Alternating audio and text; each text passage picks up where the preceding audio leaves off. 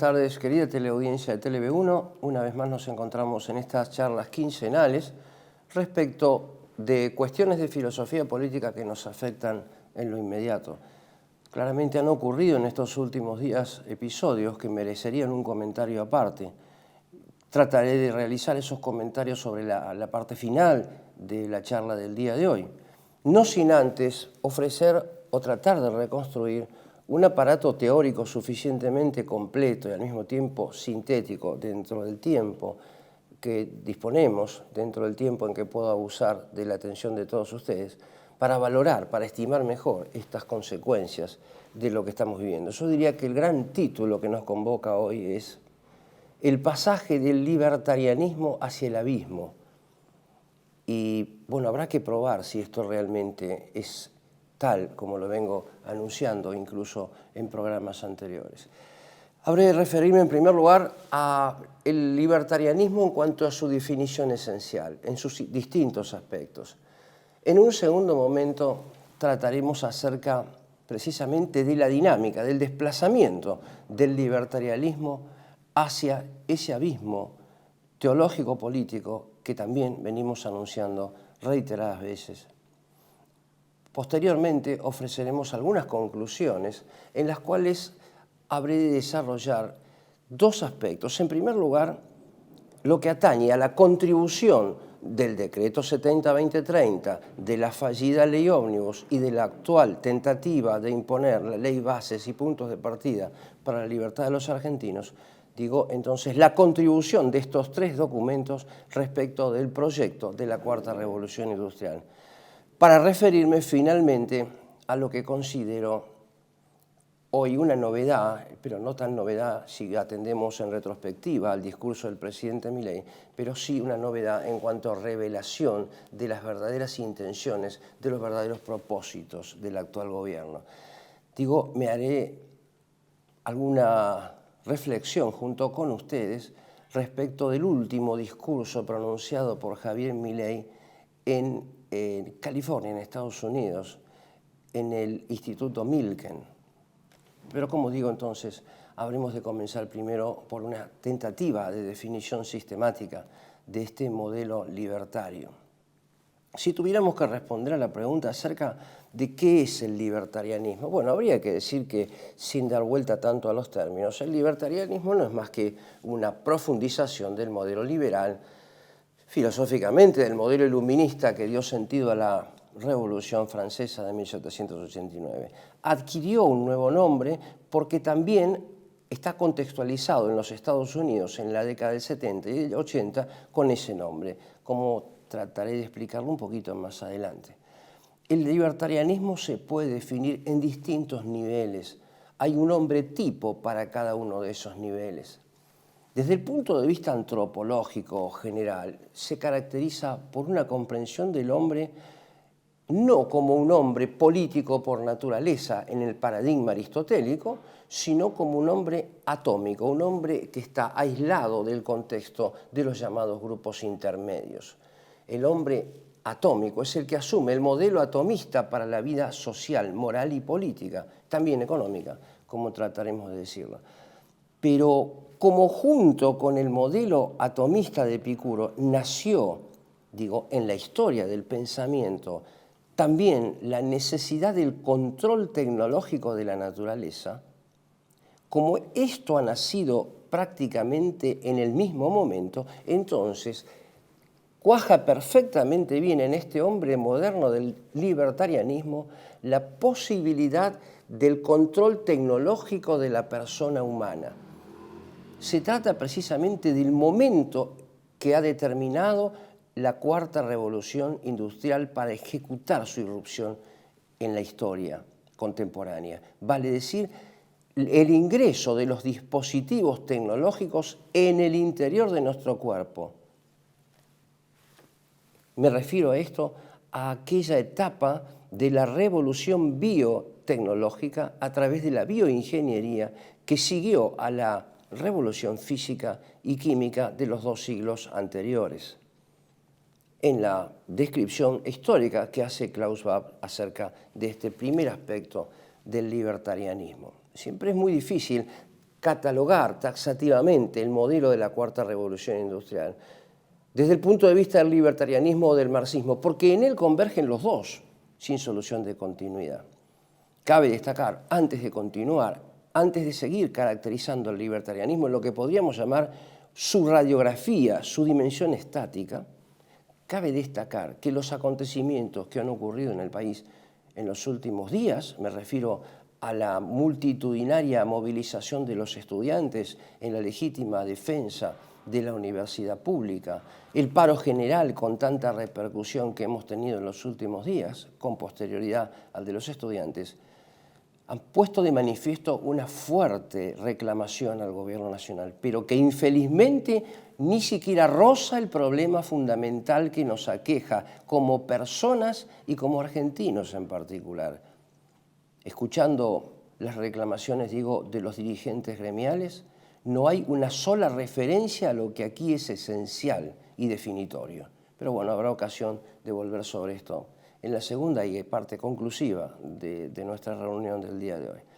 Decía entonces que este hombre político, esta dimensión antropológica del libertarianismo, se caracteriza por su atomización antinatural. No es el hombre ya más animal político por naturaleza, sino que es apenas un individuo completamente aislado de todos sus marcos de referencia, la familia, el suelo, el municipio y, por supuesto, el Estado-Nación en trance de desaparecer.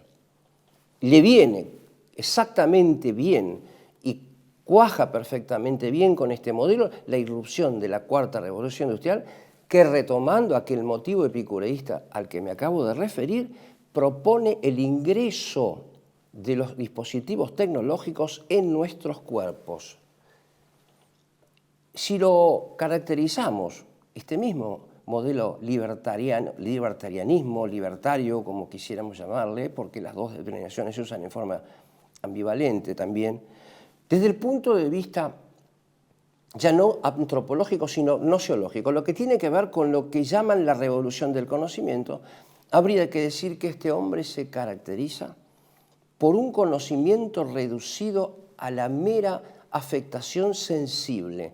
No hay ya reflexión alguna, sino apenas una simple, como se dice hoy, química respecto del impulso de la sugestión sensible que los hechos políticos, que los objetos de conocimiento nos suscitan. Sería largo y habrá siempre ocasión de desarrollar el porqué y sus precedentes de estas actitudes.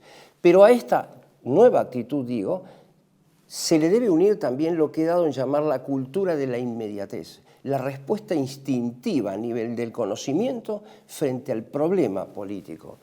Es algo que tiene que ver también con la teoría del conocimiento de Lenin. Lenin va a decir que no hay una reflexión en el sentido aristotélico, sino que el trabajador que está ubicado en primera línea sufre la injusticia social, la que enciende en él una chispa que lo mueve instintivamente a la revolución, incluso violenta. Este también, pese a que proviene de Lenin y de Marx, este también es el modelo nociológico, este es el plano del conocimiento que hizo suya la nociología de esta Cuarta Revolución Industrial, también en su etapa neoliberal o libertaria. Desde el punto de vista moral, ¿qué propone? ¿Qué cosa es el libertarianismo? Propone una moral absolutamente subjetiva, sin referencia alguna a la lectura del ser, que es el bien objetivo.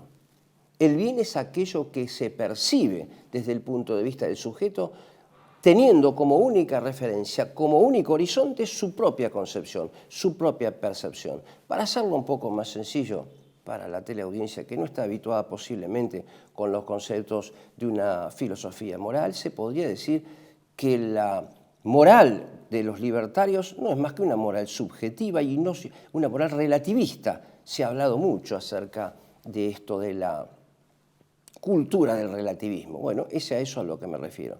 Otra de las características de esta nueva moral libertaria es, como dije otras veces, el concepto de resiliencia. Naturalmente, al no haber ninguna apoyatura del bien moral, del bien común político, que es el fin de la política, Al no haber, digo, entonces, una fruición de esas dos categorías a partir del ser objetivo de las cosas, del orden de la naturaleza de las cosas, entonces, naturalmente, se propone con el rótulo de resiliencia una indiferencia radical frente al bien y frente al mal, frente a lo justo y frente a lo injusto.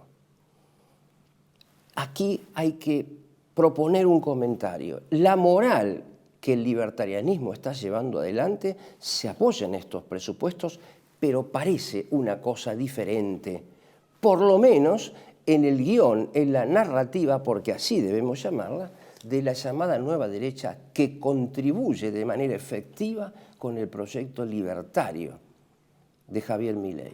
Esta nueva derecha se caracteriza por personajes que todos conocen, por su crítica pertinaz respecto de temas, grandes temas, como son el feminismo, la homosexualidad, la cultura LGTB, el aborto inclusive, y reduce todo el problema de la actualidad a mera batalla cultural. No es que sea menos importante, pero siempre será suficientemente claro si nosotros subrayamos que aquí lo que importa es lo que se silencia, esto es, la transformación, no hablo de la transformación energética, la transformación del paradigma humano en el paradigma tecnológico humano, que es lo que la nueva derecha está silenciando expresamente. Solo para dar un ejemplo, pueden tomar ustedes el caso de esa obra conocida con el título de La Nueva Izquierda. Eso ocurrió hace unos años atrás, incluso antes de la pandemia. Apareció este nuevo libro de Márquez y de Laje y resulta que en poco tiempo había vendido más de 1 millón de ejemplares. Evidentemente, ningún escritor, por importante que sea su trayectoria, va a lograr semejante cantidad de ventas en tan poco tiempo. Esto está evidenciando una estructura, un apoyo, una logística de promoción de determinados guiones. Esta nueva moral que defiende la nueva derecha está sirviendo como vía colateral, como vía colectora del proyecto radical del libertarianismo. Y se puede ver en estos autores que he nombrado su explícito apoyo del modelo capitalista y de una moral sin metafísica. Este es el problema de la moral de los libertarios. Como dice el texto bíblico, suena agradable a nuestros oídos, pero trae hiel en las entrañas. Retomaré este problema sobre el final. Si lo tenemos que definir desde el punto de vista político, habría que decir, y para esto ofreceremos los ejemplos, en la propia exposición de Javier Milei, que el libertarianismo político consiste fundamentalmente en la completa renuncia del deber de la autoridad política, inclaudicable, frente al bien común político. El Estado se retira de sus obligaciones frente al bien común político. El Estado se reduce a su mínima expresión y cambia el concepto de bien como fin de la política por el concepto de libertad, que en rigor es el camino, es el medio para alcanzar el bien. La auténtica libertad se define como la rectitud del entendimiento para alcanzar, para dirigirse hacia el bien. En cuanto que aquí, desaparecida toda metafísica de la moral y de la política, la libertad, apoyada en aquella subjetividad a la que hice referencia antes, se convierte como fin en sí misma. Lo que equivale a esta proposición desde el punto de vista de la economía es la sustitución de esa arte económica que consiste en la correcta obtención de los bienes útiles para promover la vida y la buena vida como referencia en la naturaleza de las cosas, por la ganancia como fin en sí misma. Comprenden ustedes, como lo iremos diciendo, como tratamos de dilucidarlo, que aquí subyace una concepción antropológica, una concepción, una idea del hombre distinta a la que propone el cristianismo. En rigor, los libertarios asumen por momentos el concepto de hombre propuesto por Rousseau fundamentalmente en el punto de partida de su contrato social. Ese hombre bueno al que los vínculos, las cadenas, las ataduras sociales, lo que nosotros llamamos el orden natural, no hacen más que reprimirlo y contenerlo. Se trata de soltar, de disrumpir, como decíamos en otras oportunidades, todos los vínculos con la tradición, todos los vínculos comunitarios, para que el hombre libre, ese animal salvaje, el buen salvaje, se exprese con una cierta bondad natural, no herida por el pecado original. Esto desde el punto de vista económico. En esta concepción, que poco a poco se va convirtiendo en su contrario, según cree la opinión no ilustrada, esto es en el totalitarismo hobbesiano, encuentra su lugar precisamente en el proyecto económico libertario. Dejar al libre hacer, a ese movimiento también atómico de pesos y balanceos que se toma de la naturaleza, sin intervención alguna del gobernante, digamos, concibiendo al orden político y al económico desde el punto de vista tecnológico. Por eso también en este caso, como en el problema antropológico que tratamos antes, encaja perfectamente bien la dominación tecnológica, incluso desde las computadoras, de los movimientos, del hacer y deshacer de los protagonistas de la economía y de la política. Una última determinación del libertarianismo le corresponde al plano social. En el plano social, el libertarianismo pone de manifiesto la oposición que toma también el totalitarismo, que toma la izquierda entre sociedad y Estado.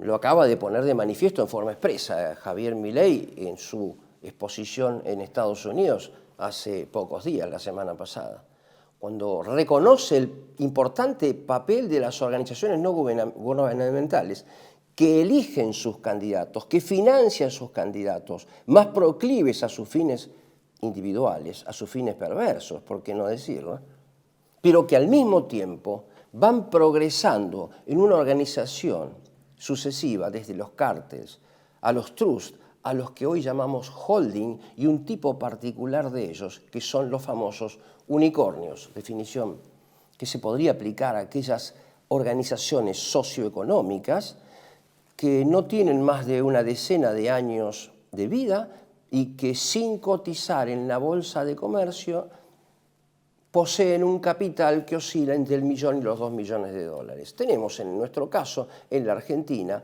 algunas de ellas que apoyan explícitamente desde la nueva derecha el modelo libertario de Javier Milei, que han irrumpido en el escenario de la política y de la economía de una manera inexplicable y han alcanzado niveles elevadísimos de acumulación de capital. Esas organizaciones, digo, se van reuniendo en modelos transnacionales cada vez más grandes hasta constituir lo que hemos llamado el Estado profundo, a saber, un poder dominante que no es público, que no es el poder político que vemos en el día a día, sino que es la condición del funcionamiento de ese poder público. Llamo la Organización Mundial de la Salud, las cámaras de comercio en sus distintos niveles, internacionales, europeos, etcétera, la Comunidad Europea, todo eso que está en las sombras, el mismo Foro Económico de Davos, no es más que el resultado de asociaciones progresivas que han condicionado y que encuentran en los protagonistas de la política sus fieles ejecutores. Siempre habremos de señalarlo, Javier Milei es un hombre alineado desde siempre en el Foro Económico Mundial y en particular en el Foro de Davos que se realiza cada año en Suiza. Esto en cuanto a la caracterización del modelo libertario en sus distintos niveles de comprensión. Pero hay en el libertarianismo todavía una determinación posterior que corresponde a su dimensión dinámica, a su vida, a su desenvolvimiento en el espacio y en el tiempo. Y esto coincide, este punto de vista coincide exactamente con los parámetros que acaba de proponer la Cuarta Revolución Industrial. Me referiré tan solo a algunos de ellos. En particular, se propone que la Cuarta Revolución Industrial, cabe destacarlo, subrayada por el presidente Milei recientemente en Estados Unidos, cuando habló de la primera revolución industrial como el modelo prácticamente a seguir y a profundizar. La cuarta revolución industrial no es más que la profundización de la primera y de la segunda y de la tercera. No se entiende la cuarta sin la tercera, por ejemplo, y así podríamos seguir hasta llegar a la primera. Digo entonces, este modelo de la cuarta revolución industrial es el que nos está exponiendo algunas pautas de comportamiento que el libertarianismo hace suyas. En primer lugar, que la cuarta revolución industrial difunda un modelo de bienestar aquí y ahora, no de bien político, en su dimensión también trascendente, fundamentalmente trascendente, sino en el bienestar, en el aquí y en el ahora, porque parte del presupuesto de que la única vida es la vida en este mundo. Y por eso niega no apenas el pecado original, como lo dije anteriormente, sino también la vida eterna. Este libertarianismo, entonces, a través de la cuarta revolución industrial, que hace suya, que hace el eje de su accionar, se propone que la cuarta revolución industrial alcance a todos. Para decirlo en los términos de Klaus Schwab, que nadie se quede fuera, que todo esté bajo control. Esa es la lectura que nosotros podemos hacer cuando lo miramos en retrospectiva desde su origen en el pensamiento de Epicuro, que es el propio de la cuarta revolución industrial. En primer lugar, esto, que nadie quede fuera, que el alcance involucre a la totalidad del planeta.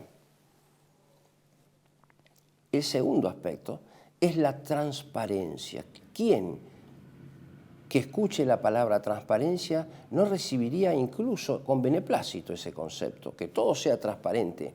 Pero aquí transparencia significa control riguroso, milimétrico, a través de dos aspectos.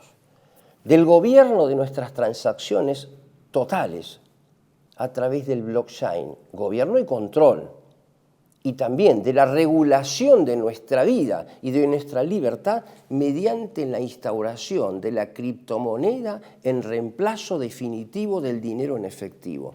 Lo he dicho otras veces, esto implica el fin de nuestras libertades. Puede ir dándose una idea ya el televidente de lo que estamos hablando. ¿Cuántos de estos aspectos aparecen en el discurso de la mesa de los dirigentes gremiales en los últimos reclamos que hemos escuchado todos o que hemos leído en los medios de difusión? Entonces digo, transparencia, que el alcance involucre a todos, y algo que es clarísimo también en el discurso de nuestro presidente, la redefinición del concepto de equidad, que no es, como originariamente fue definida por Aristóteles, ese alma de la justicia, sino la reducción de la justicia a la mera igualdad.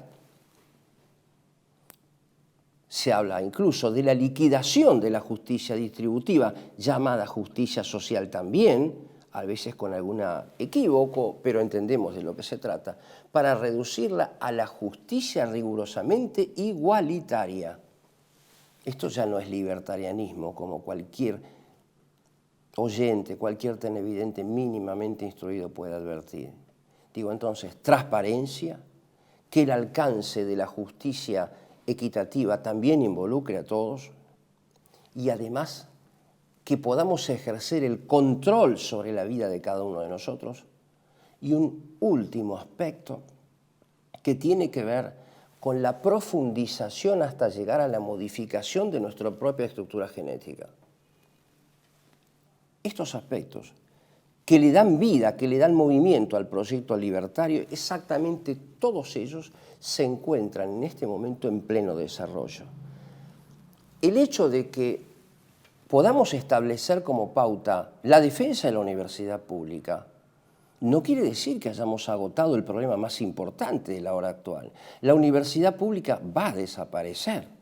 Solo se ha puesto una pausa, porque la tendencia del proyecto libertario, unido al de la cuarta revolución industrial, consiste en la digitalización de la enseñanza y de la educación. ¿Y qué se logra con la digitalización? Se logra la estandarización de un proyecto pedagógico animado por la moral globalista que definí cuando comenzamos a la conversación, la charla de hoy. Justamente de eso se trata. Esto no es un acto fallido, ni menos aún el caso del Estado fallido. Aquí no hay error, aquí hay ejecución de un programa rigurosamente premeditado. Lo mismo cabe decir respecto de los grandes cataclismos y desajustes económicos a los que estamos asistiendo. La gran inflación no es solamente el producto del error de cálculo de los técnicos en economía, es la ejecución de una estrategia disruptiva hacia la que también tienden los encierros coercitivos por causa de las pandemias y también la guerra que está empobreciendo a Europa y al mundo entero. ¿Cuál es la finalidad?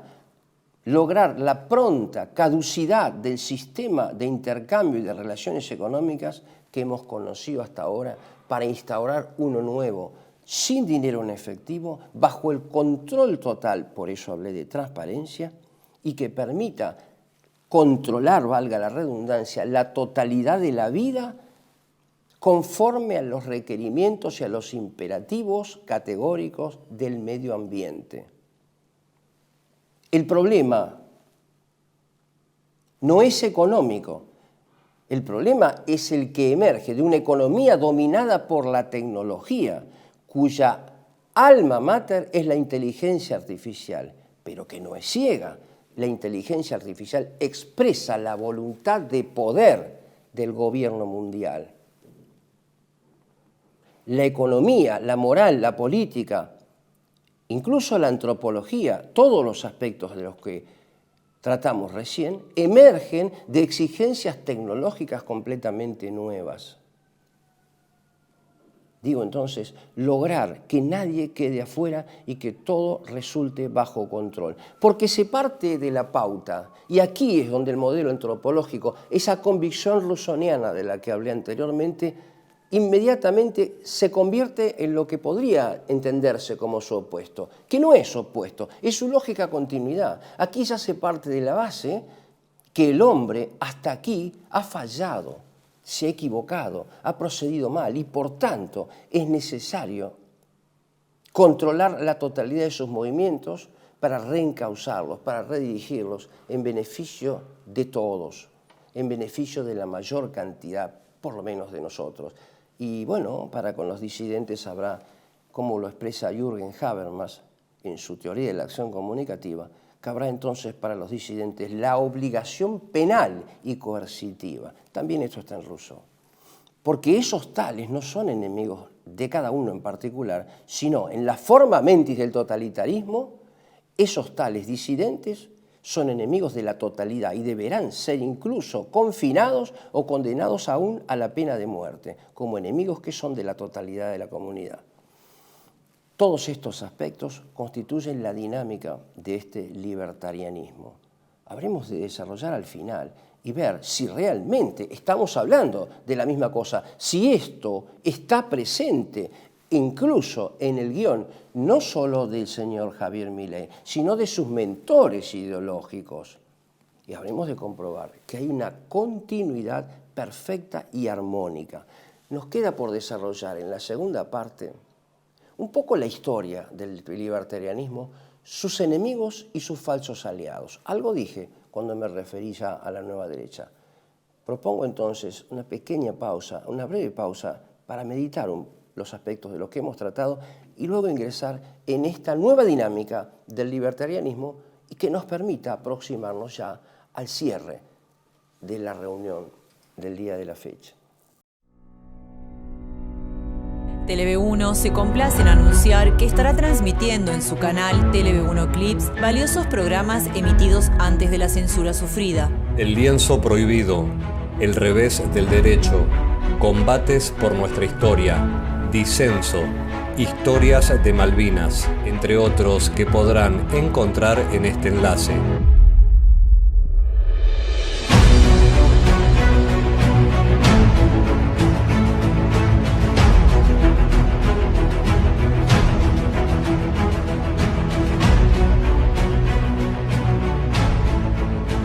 Agradecemos su aprovechamiento y difusión.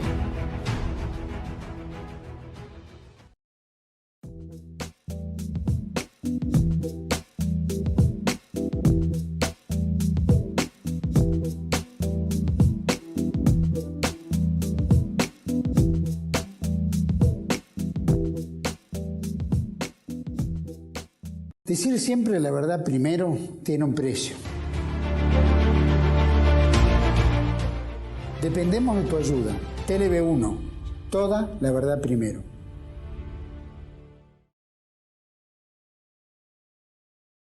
¿Cuál es la historia del libertarianismo, por lo menos el contemporáneo? Se podrá visualizar así, con un pantallazo histórico, el retraso cultural político que reina entre nosotros. En verdad, la partida de nacimiento de este modelo libertario podría determinarse, ya no digo en el liberalismo de John Locke, sino ahora en forma contemporánea, allá por los años 70, digamos en los años 70, con la aparición del libro de John Rawls, La justicia como equidad. Este libro es como el manifiesto del liberalismo contemporáneo, de lo que toman los libertarios en nuestros días.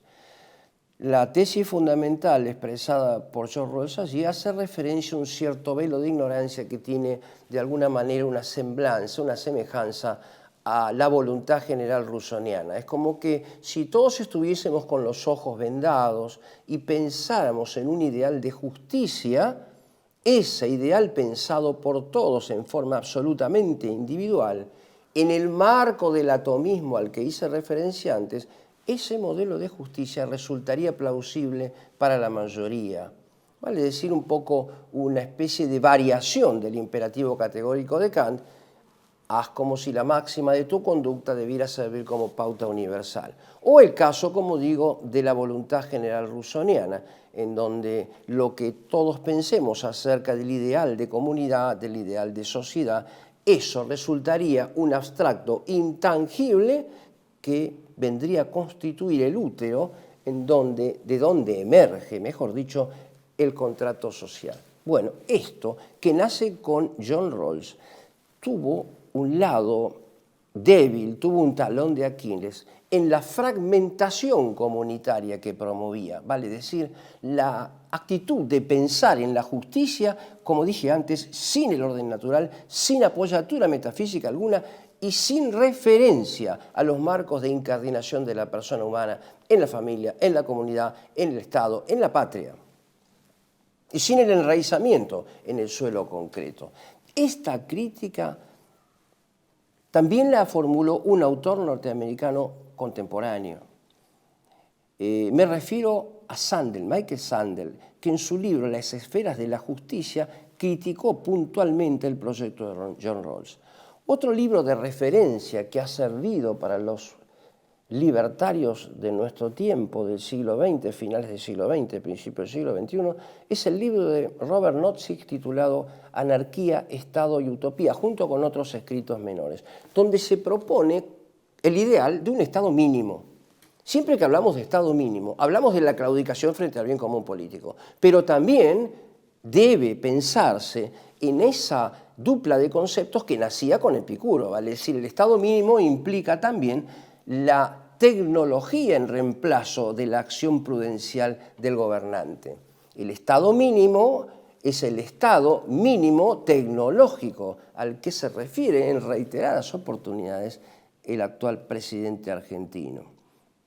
Digo entonces, la crítica de Michael Sandel, que se encuentra en su libro Las esferas de la justicia, justamente apunta contra el atomismo que propone John Rawls y Nozick. Charles Taylor, por su parte, que no es un libertario, Michael Sandel ejerce una crítica contra el modelo libertario expresado sucesivamente por Rawls y por Nozick en su obra Las esferas de la justicia. Decía, en rigor se trata de una crítica imperfecta porque también Michael Sandel propone una restauración de la moral de la persona humana y de su dimensión política sin metafísica, claramente autónoma de la metafísica. En verdad lo que está proponiendo es un retorno al punto de partida del libertarianismo que está criticando. Charles Taylor es un autor que, sin definirse abiertamente como un libertario o como un comunitario, ambos conceptos presentados como antagónicos en la discusión de la filosofía política estadounidense del siglo XX, digo, Charles Taylor también propone y ejerce una crítica contra el modelo atomista que corroe la comunidad política en el sentido aristotélico, pero lo hace recayendo sobre los mismos principios del liberalismo, porque también, como Sandel, parte de una recuperación, de una rehabilitación de la moral y de la política sin referencia a la metafísica, sin referencia a ninguna ontología del bien político y del bien moral.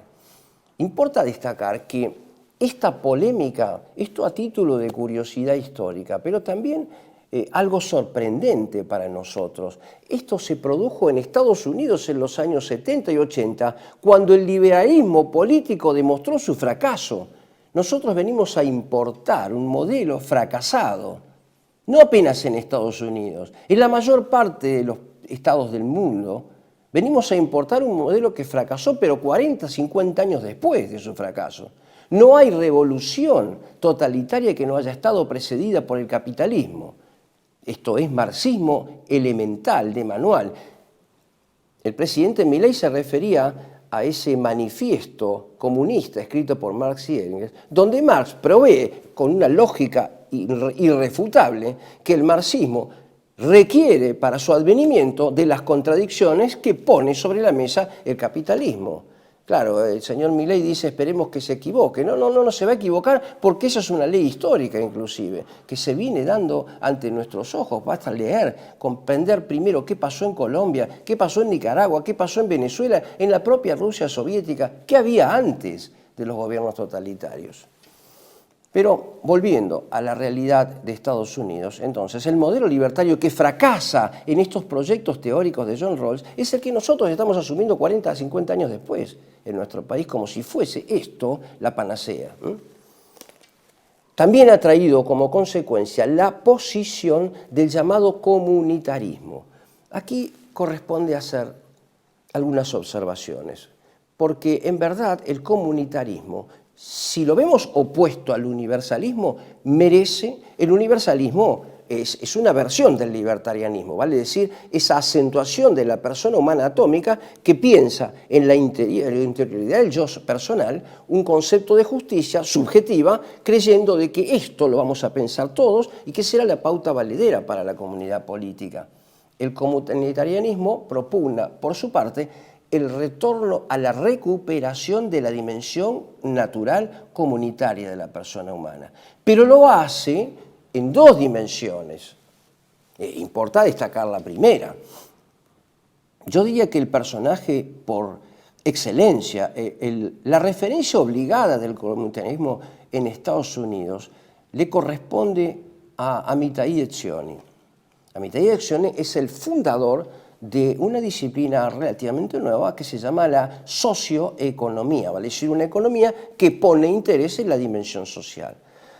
Cabe destacar que Etzioni es un joven que se escapa de la Segunda Guerra Mundial, es un joven que emigra y se enrola como guerrillero sionista para, digamos, militar en favor del sionismo político, que se define por la restauración del dominio de la nación judía sobre todas las demás, pero el dominio político, el gobierno político del judaísmo sobre todos los países del mundo. Ese es el ideal del sionismo, no porque lo diga yo, sino porque lo dice Etzioni, y antes que él lo dijo Leo Strauss, que también es un judío, filósofo del siglo XX, que hizo escuela en Estados Unidos, que estableció una pauta del derecho natural también puramente racionalista y, entiéndase, establecida por el poder del más fuerte, por el poder del Leviatán. Es importante el modelo de Etzioni porque va a recuperar la dimensión comunitaria y va a proponer abiertamente como paradigma algo que coincide en sus términos con las llamadas ciudades de 15 minutos, a las cuales en alguna otra oportunidad me he referido, dentro y fuera de este programa. Ciudades de 15 minutos que ya funcionan en algunos lugares de nuestro país. Por ejemplo, en Bariloche Este se ha puesto ya en funcionamiento, en marcha, el modelo, el paraíso terrenal de las ciudades de 15 minutos. ¿Qué es esto de las ciudades de 15 minutos? Es un perímetro en el cual se concretan aquellos aspectos ideales, la transparencia, la equidad, la justicia exactamente igualitaria para todos, el respeto del medio ambiente y el control tecnológico de la vida. Este modelo, según la propuesta de Etzioni, es el modelo de los kibutz en Israel, donde los cargos políticos, los cargos administrativos se ejercen en forma rotativa, donde no hay propiedad privada y donde cada uno recibe en materiales concretos cuanto necesita para la vida, pero no necesariamente hay libertad para comprar o no comprar, para comprar y vender. Podemos observar que este modelo de los kibutz, opuesto al libertarianismo, se apoya, como lo expresa claramente un investigador peruano que ha trabajado sobre el asunto últimamente, en dos grandes pilares, en el del socialismo totalitario y en el del sionismo político. Este modelo es el que se pretende instaurar no solo en los kibutz, sino, como digo, en las ciudades de 15 minutos. Ciudades de 15 minutos que reúnen en una combinación catastrófica el modelo sionista, el modelo socialista y totalitario y la espiritualidad china, del control tecnológico total. Cabe destacar que cuando los chinos hablan de economía, cuando hablan de tecnología, no hablan de una economía y de una tecnología sin fundamento alguno, sin duda sin metafísica, pero no sin teología. Cuando los chinos hablan de estas cosas, están hablando literalmente de un modelo que impone el emperador, como mediador entre las divinidades y los hombres. Es él quien dice cuándo y cómo sembrar, cuándo y cómo gastar, cuándo y cómo realizar las fiestas, cuándo y cómo cambiar las autoridades. Estamos hablando de un modelo rigurosamente totalitario.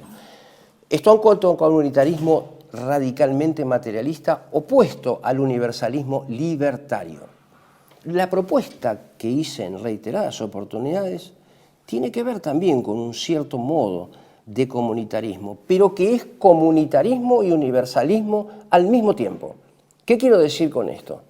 Mi propuesta en favor del comunitarismo no radica en el modelo de los kibutz, en el modelo totalitario del sionismo, sino que radica en el paradigma filosófico-político expresado por Aristóteles en el primer libro de la Política, donde el centro de referencia es la persona humana, donde el centro de referencia es la inteligencia, la división del trabajo conforme a la naturaleza humana, donde la moneda es la medida del valor, no un fin en sí misma.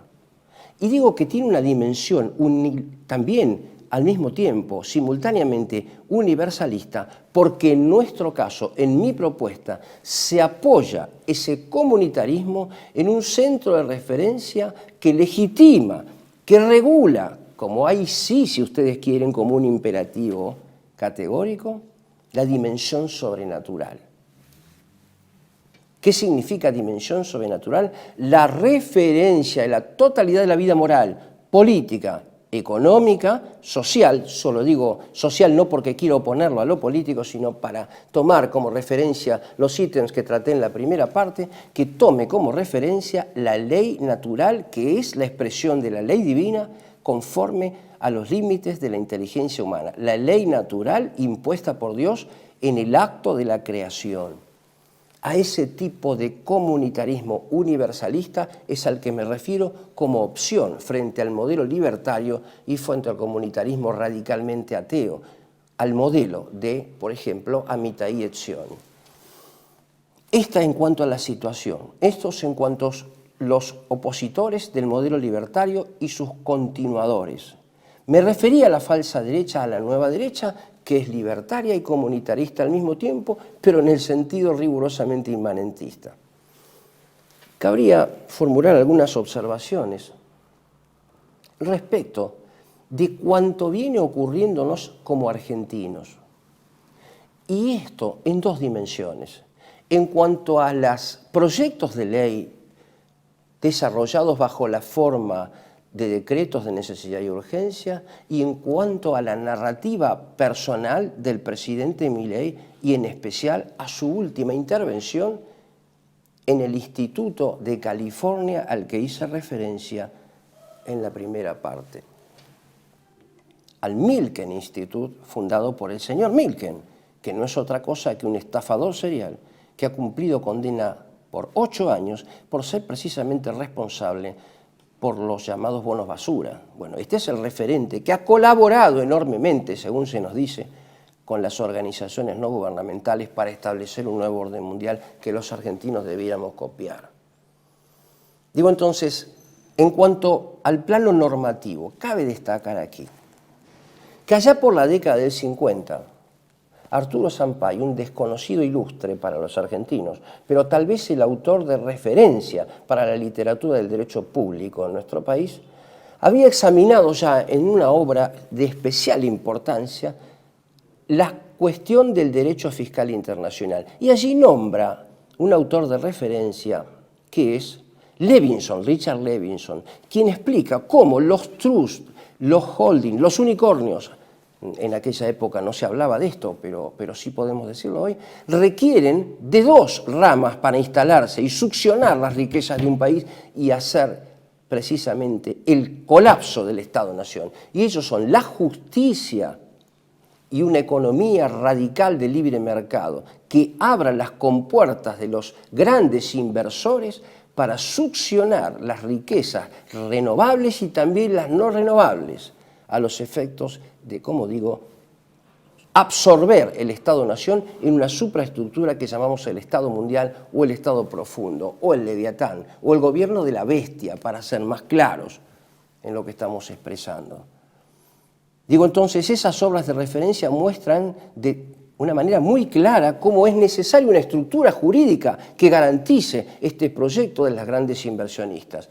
Si nosotros leemos en retrospectiva y en forma comparativa el decreto 70-2030, donde el presidente hace suyos todos los objetivos, los 17 objetivos de la Agenda 2030, por más que después los niegue. En las palabras, eso figura y consta en los hechos. La ley llamada Bases, la ley Ómnibus, fue una tentativa de instaurar ese capitalismo con apoyatura jurídica que le garantice a los inversores, bajo la forma de la justicia positiva, la más absoluta impunidad. Esto no es algo que se deba tan solo a la mente de un descerebrado o de un paranoico. No, no, no. Esto es una imposición donde sus ejecutores probablemente les cabe el título de cómplices, pero no de mentores ideológicos de este modelo, de injusticia social, de injusticia distributiva. Eso en cuanto a los decretos. Solamente basta destacar un aspecto de tantos de los que se han mencionado en los últimos días. Aquí lo que me propongo no es hacer un resumen de lo que pudimos leer en los diarios, ya se ha escuchado, ya se ha leído todo eso, pero solamente piense el televidente en el famoso RIGI, esa tentativa de imponer un sistema de incentivos para los grandes inversores, que no incluye a la pequeña y mediana empresa, sino a los grandes inversores, a los grandes monopolios que vienen precisamente a succionar las riquezas y a lograr la liquidación del Estado-Nación, pero no en el sentido en que lo hacía el liberalismo que conocimos y el capitalismo que conocimos hasta hoy, sino de un modo mucho más radical. Lo que se propone es habilitar las riquezas nacionales para construir nuestra propia destrucción, y un ejemplo de ello es la famosa ley de tierras, que el señor Milei ahora ratifica, pero que no es un proyecto que le corresponda ni que le pertenezca, sino que le corresponde al gobierno anterior, que él ha ratificado. La ministra Mondino acaba de viajar a China, precisamente, al país cultural por referencia de la Cuarta Revolución Industrial, para profundizar los tratados que ya venían en marcha, de modo que acá no hay nada nuevo. Se ha cambiado de nombre, pero el proyecto en marcha, este de la Cuarta Revolución Industrial, este de la liquidación del Estado Nacional, de la transformación de la persona humana. No hay que olvidarse de que el presidente en varias ocasiones habló del modelo de los robots con empatía, de las familias de robots que atienden los hoteles, etc. Eso es de lo que se trata de implementar ahora en esta nueva versión del libertarianismo. Es importante también mencionar la habilitación de la nueva lectura de la ley de tierras, donde el capital extranjero, el capital foráneo, tiene carta abierta para los grandes latifundios, los grandes monopolios de tierra, pero no cualquiera, sino aquellos que poseen, que ofrecen la posibilidad de explotar el litio, que es la materia prima por excelencia, según el modelo del Silicon Valley en Estados Unidos para producir esos dispositivos tecnológicos que deberán necesariamente, según el proyecto de la Cuarta Revolución Industrial, que deberán ingresar en nuestros cuerpos para tornarnos completamente controlables y previsibles. Sí, hay una cultura de la inmediatez, pero también hay una previsibilidad desde una inteligencia superior para que nuestra vida sea completamente reconfigurada conforme a los propósitos de la Cuarta Revolución Industrial. Si la mitad o uno solo de los gremialistas que movilizaron el paro o de los estudiantes que legítimamente reclamaron por la universidad tuviese la mitad de la claridad suficiente para comprender estos problemas, bueno, el paro debería ser mucho más profundo, mucho más amplio y se debería reclamar algo mucho más serio inclusive. Una mención especial, como dicen en la jerga, la cereza, la frutilla del postre, merece la exposición de Javier Milei en Estados Unidos. Eso sí que es realmente importante. Ha evidenciado, con vergüenza ajena, debemos decirlo, no debe haber aquí odio, sino conmiseración, inclusive. Ni siquiera sentido de la proporción. Ha comparado la historia política y económica, siempre tomada desde el tiempo de los apóstoles, desde el tiempo de Jesucristo hasta la fecha. Cuáles son sus referentes, siempre permanecerá en las sombras, ¿no? Ha comparado ese desarrollo histórico, económico y político con un palo de hockey, siendo la curva inferior del palo de hockey, esa que se utiliza para impulsar la bola de hockey, con 18 siglos de desarrollo económico y político, y la dimensión más amplia del palo con apenas 2 siglos, y lo que va del siglo XXI. Ni siquiera sentido de la proporción ha tenido quien le facilitó el ejemplo. Pero ha dicho cosas también muy importantes, y esto merece destacarlo. Ha dicho, por similitud a unas expresiones que también le escuchamos a Jorge Mario Bergoglio cuando fue entronizado como papa en la Plaza de San Pedro. Ha dicho Milei que los argentinos somos profetas de un tiempo apocalíptico. El Espíritu Santo puso en boca de Javier Milei una realidad tremenda. A esto me refería cuando dije que el libertarianismo conduce hacia el abismo, a este modelo apocalíptico, que si no se acortare ni los elegidos se salvarán. ¿Sabe por qué lo dice? No sabremos si sabe por qué lo dice. Lo importante es que es la descripción patética de lo que estamos viviendo. En un momento determinado de su exposición expresa claramente que la ganancia es el fin de la economía y que los expertos, los campeones en generar ganancia de dinero, deben ser tenidos por modelos de nuestra sociedad. Y pone de resalto un aspecto de no menor importancia, que es aristotélico en el fondo. Dice que nuestros deseos son infinitos, pero que los bienes son finitos. Y entonces esa codicia es un llamado, es una rehabilitación de la codicia como virtud política, la que propuso Milei en Estados Unidos. Digo, esa codicia infinita frente a la finitud de los bienes materiales es lo que promueve precisamente el bienestar general y también debe caer bajo control. Pero esa codicia tiene una medida y la medida es precisamente lo que estos libertarios han suprimido, que es la dimensión de la moralidad. La única forma de contener al codicioso es sujetándolo a la regulación de la moral objetiva. La ganancia no es una virtud, la ganancia en sí misma es un pecado mortal que conduce a la eterna condenación. Y esto, lo sepan o no lo sepan los libertarios, es una verdad incontestable.